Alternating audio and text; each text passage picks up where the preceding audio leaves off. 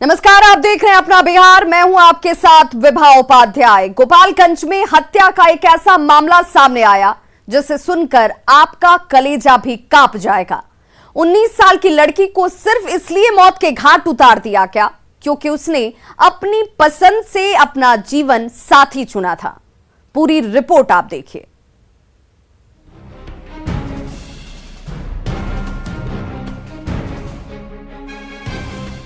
गोपालगंज के कोटवा गांव में पुलिस की मौजूदगी, सवालों के साथ लोगों की भीड़ और खाट पर पड़ी 19 साल की लड़की की लाश। आप सोच रहे होंगे कि कोटवा गांव में हुआ क्या है, तो पहले रोती विलखती इस महिला की बातें सुन लीजिए। हम तीनों मिल के हमरा बाबू के फांसी से काट दी। कौन? हमार देवर भसुर, हमार मालिक दारू पी के हाँ दारू पिया रामचंद्र के लैके तिरबिरवा के सुमेर नाव है। बोरा का बोरा दारू लिया के देतला बोले तनु। ये है 19 साल की किरण, जो अब इस दुनिया में नहीं है। किरण का कसूर बस इतना था कि वो जिससे प्रेम करती थी उससे शादी करना चाहती थी, लेकिन परिवार वालों को ये नामंजूर था। किरण के पिता उसकी शादी कहीं और करना चाहते थे। इसी जिद में किरण की जिंदगी खत्म हो गई। नगर थाने में भी आज प्रातः एक डेड बॉडी मिली बच्ची की और गला रेत कर उसकी हत्या की गई थी। उसमें भी हमारे डीएसपी साहब के नेतृत्व की टीम बनी है और वो उसकी तफ्तीश कर रही है। हम लोगों ने हत्या करने वाले जो लोग हैं उनकी पहचान कर ली है और उनकी गिरफ्तारी के लिए हम लोग छापेमारी कर रहे हैं। तो हत्या की वजह क्या है सर? अब गिरफ्तारी होने पर पूरी वजह सामने आ जाएगी। निश्चित तौर पर यह मामला बेहद जघन्य है, जिसके दोषियों को सख्त से सख्त सजा होनी चाहिए। न्यूज़ 18 के लिए गोपालगंज से गोविंद कुमार की रिपोर्ट। बेगूसराय में जहां बदमाशों ने हंगामा किया और हथियार दिखाकर धमकी दी, जब पुलिस मौके पर पहुंची तो बदमाशों के घर की महिलाओं ने थानाध्यक्ष को ही घेर लिया और हथियार छीनने की कोशिश की।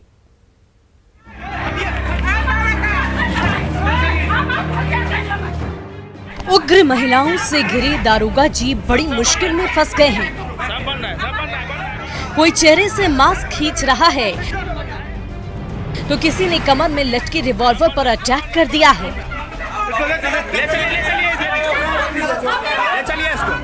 ये वायरल वीडियो है बेगूसराय के लोहिया नगर का।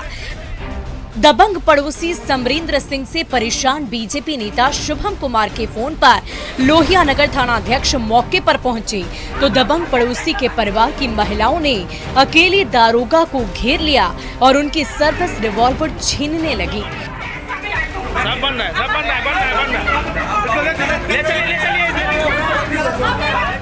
दरअसल दबंग समरेंद्र सिंह से लोहिया नगर का हर एक शख्स परेशान है।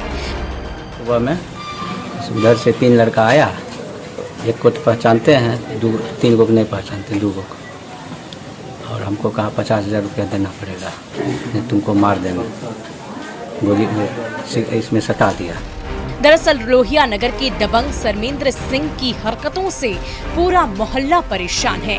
कभी पिस्टल चमका कर डराते हैं तो कभी रंगदारी की रकम के लिए नाक में दम कर देते हैं। परेशान पड़ोसियों की गुहार पर लोहिया नगर थानाध्यक्ष मौके पर पहुंचे तो दबंग समरेंद्र सिंह तो छिप गया, लेकिन उसके परिवार की महिलाओं ने थानाध्यक्ष को घेर लिया।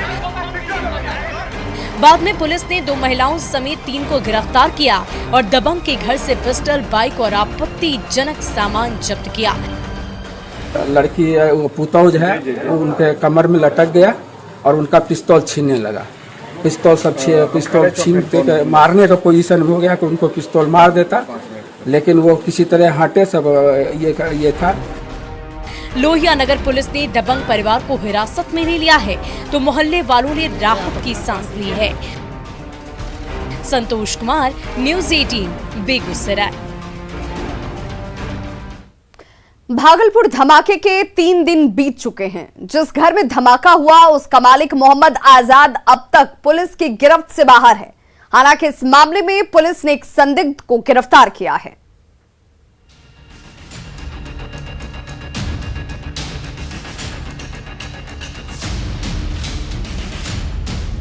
भागलपुर के काजवली चक धमाके के 3 दिन बीत चुके हैं। तीसरे दिन भी एटीएस, बम स्क्वाड और पुलिस की जांच और कॉम्बिंग जारी है। 3 दिनों में धमाके के कई टेरर एंगल सामने आए हैं। पहले पटाखा फैक्ट्री की बात सामने आई और अब प्रेशर कुकर बम से धमाका। तस्वीरों में देखिए, छापेमारी के दौरान 3 तरह के बारूद, चूना, कील, पतली रस्सी और रंगीन मिट्टी के साथ साथ प्रेशर कुकर भी बरामद हुआ है। चिंता वाली बात यह है कि छापेमारी के दौरान जो सिल्वर कलर का बारूद मिला है, जो काफी खतरनाक है, ये सारा बारूद प्रेशर कुकर में रखा हुआ था। जाहिर है पटाखे की आड़ में बड़ी साजिश को अंजाम देने की तैयारी थी।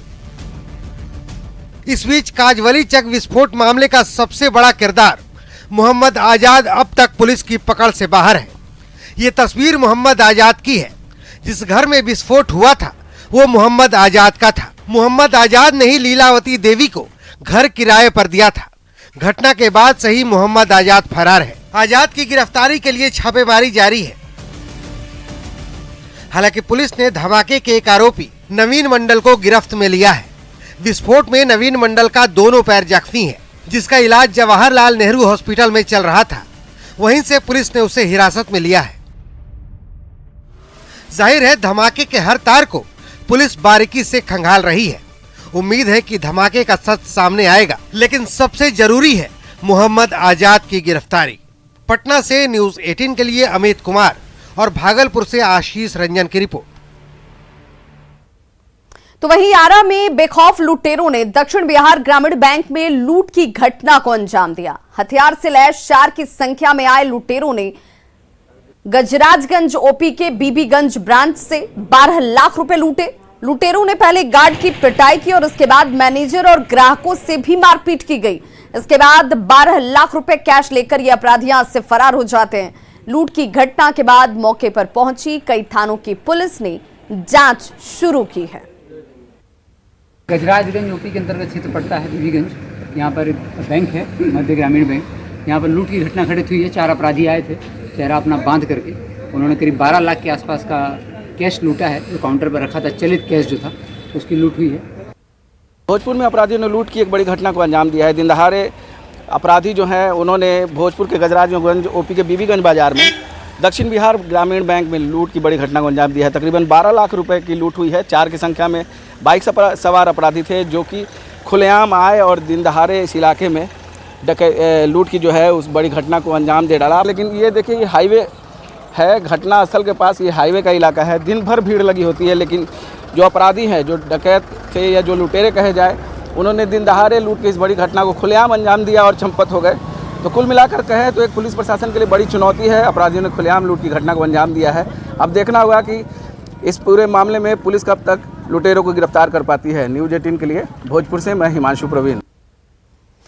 वहीं बगहा में अपराधियों ने ज्वेलरी शॉप से करीब 7 लाख की ज्वेलरी की लूट कर ली। बगहा एसपी कार्यालय के ठीक सामने शालिनी ज्वेलर्स में ये पुलिस लिखी बाइक से लुटेरे ग्राहक बनकर पहुंचते हैं।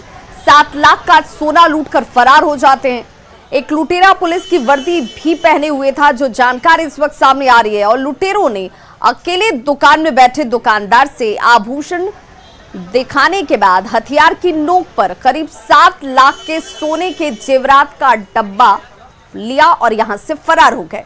दिन दहाड़े एसपी ऑफिस के सामने हुई लूट की इस वारदात से पुलिस की कार्यशैली पर एक बार फिर से सवाल उठ रहे हैं।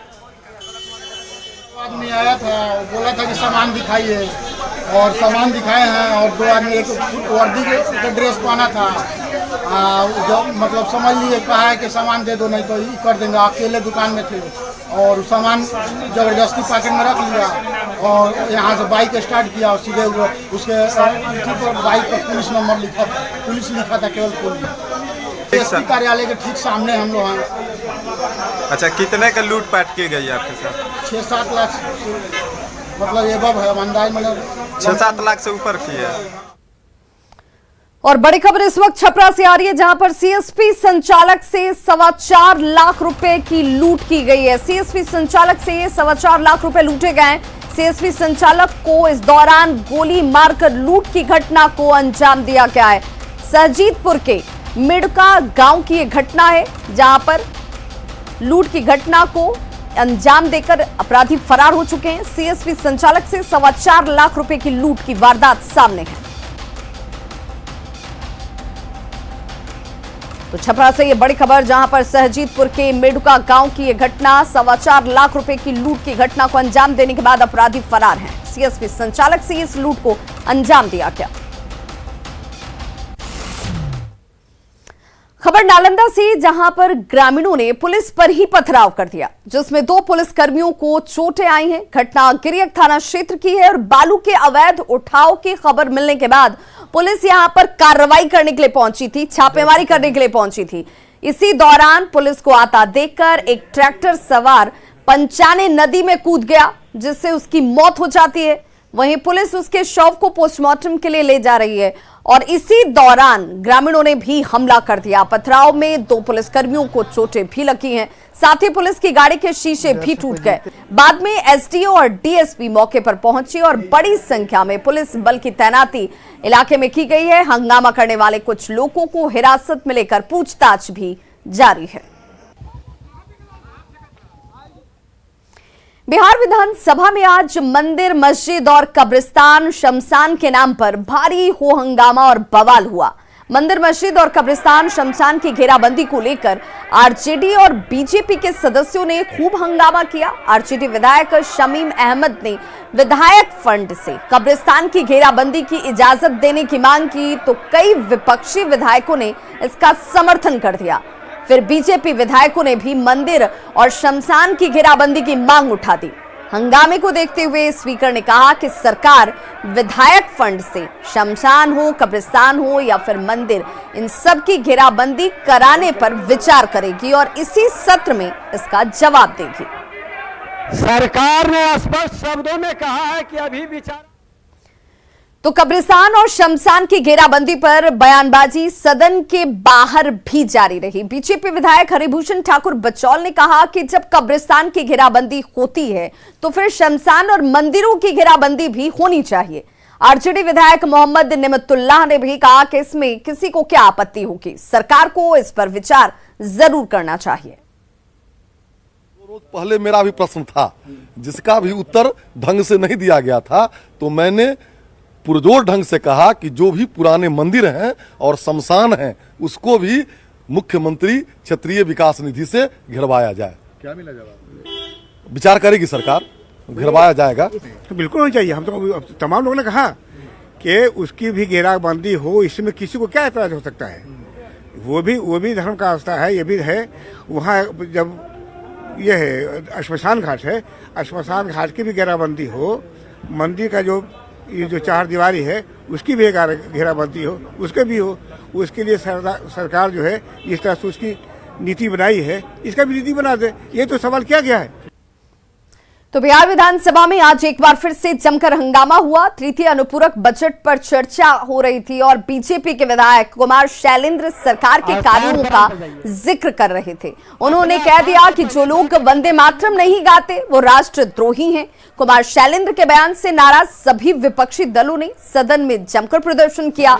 एआईएमआईएम के विधायक अख्तरुल ईमान ने कहा कि कुमार शैलेंद्र ने मुसलमानों को राष्ट्र विरोधी कहा है, जिसके बाद पूरा विपक्ष एकजुट होकर प्रदर्शन करने लगा। हंगामे को बढ़ता देखकर विधानसभा अध्यक्ष विजय सिन्हा ने यह भरोसा दिलाया कि सदन की कार्यवाही समाप्त होने के बाद वीडियो विधानसभा अध्यक्ष के कमरे में देखा जाएगा। विधानसभा अध्यक्ष ने विधायकों से मर्यादा का पालन करने की नसीहत दी।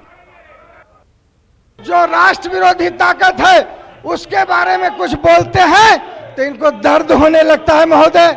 और सारे लोग जो जीत कर आए हैं महोदय, ये एक एक व्यक्ति को पूछिए जिस इमोशनल ब्लैकमेलिंग करके आते हैं। संविधान में किसी जाति, किसी वर्ग, किसी समुदाय, किसी धर्म को चिन्हित करके बदनाम करना, गालियां देना कहीं से भी नियम उचित नहीं है, संविधान के विरुद्ध है। और ये कहा गया महोदय, मैं चैलेंज करता हूं महोदय कि आप जिस तरह से सरकार ने भी अपना जवाब दिया है कि कार्रवाई देख ली जाए, कार्रवाई देख लीजिए महोदय। उसमें साफ कहा गया है कि अल्पसंख्यक जो देश विरोधी हैं, यह शब्द कहा गया है महोदय। आप लोग आपस में क्यों करते हैं?